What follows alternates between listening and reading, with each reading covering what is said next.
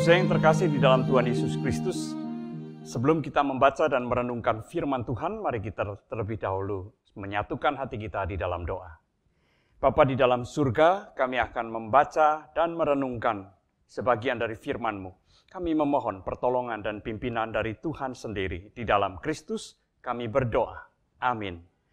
Mari saudara saya ajak untuk membuka kitab Kisah Para Rasul pasal yang ke-9, ayat yang ke-19b sampai dengan ayat yang ke-27. Saya akan membacakan demikian.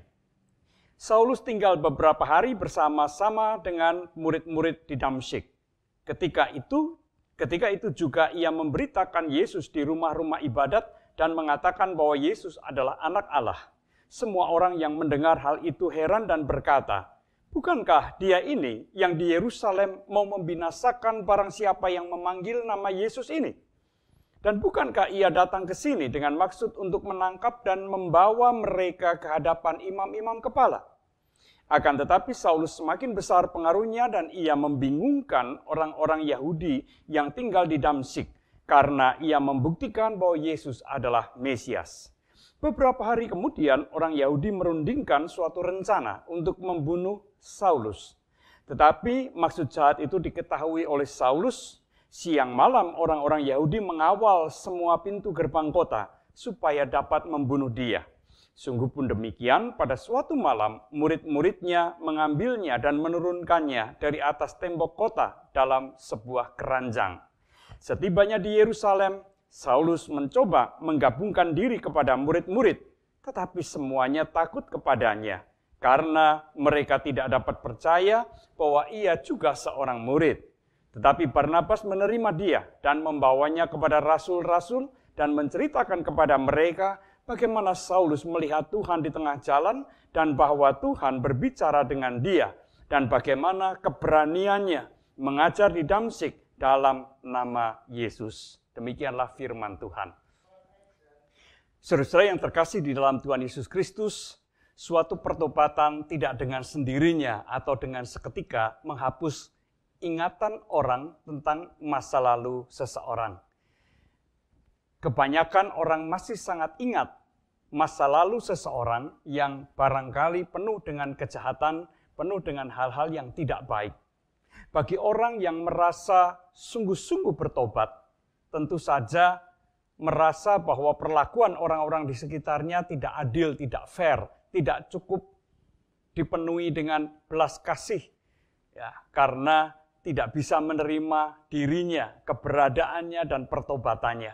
Sesuai yang terkasih di dalam Tuhan Yesus Kristus, pada satu sisi orang yang sungguh-sungguh bertobat dan kemudian mendapatkan perlakuan semacam itu, lalu merasa bahwa dirinya tidak diterima atau kurang diterima, mungkin merupakan satu perasaan yang sangat wajar.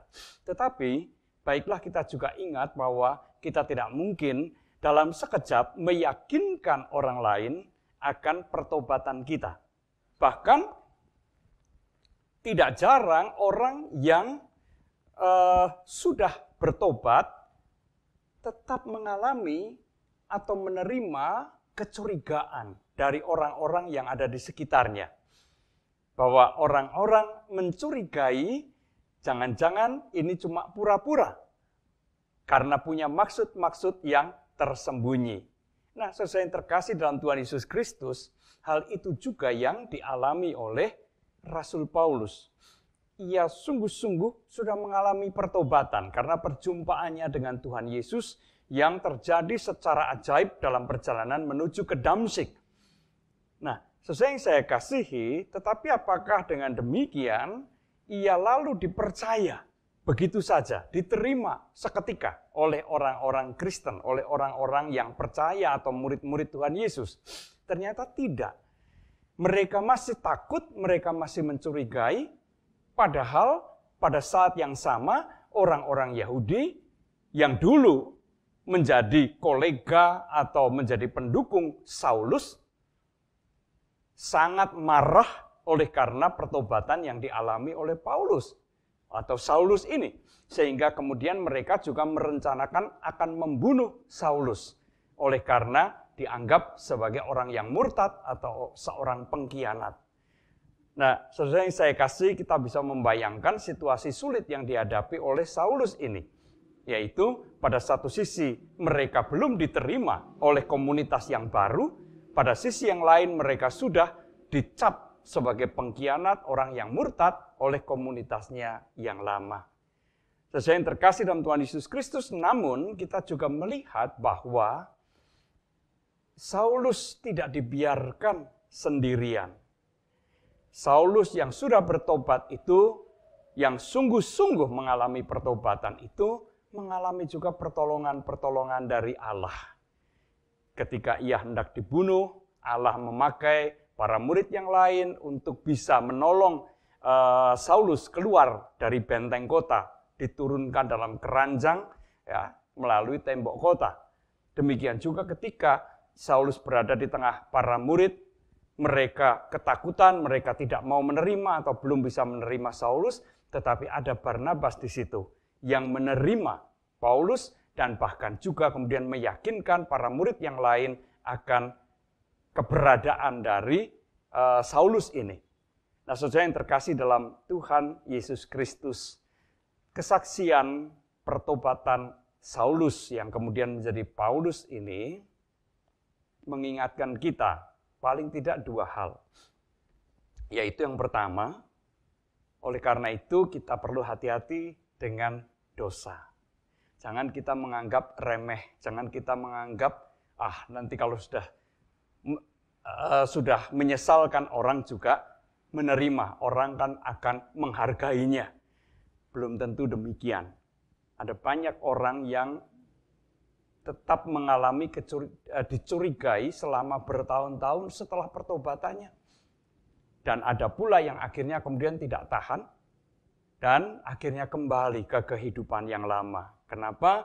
Karena masyarakat, komunitas tidak bisa menerima atau belum menerima pertobatannya. Butuh waktu yang lama. Dan itu mengajarkan kepada kita, jangan kita menganggap remeh atau menganggap enteng dosa. Karena dampak atau konsekuensinya bisa sangat panjang. Itu yang pertama. Yang kedua, saudara yang saya kasihi, jikalau kita sungguh-sungguh bertobat, kita dipanggil untuk bertahan, untuk berjuang, berusaha terus meyakinkan orang-orang yang ada di sekitar kita bahwa kita sungguh sudah berubah. Paulus juga harus berjuang. Berjuang, berusaha dengan keras, berusaha sungguh-sungguh meyakinkan orang-orang yang ada di sekitarnya, meyakinkan para rasul yang lain bahwa dirinya sudah bertobat.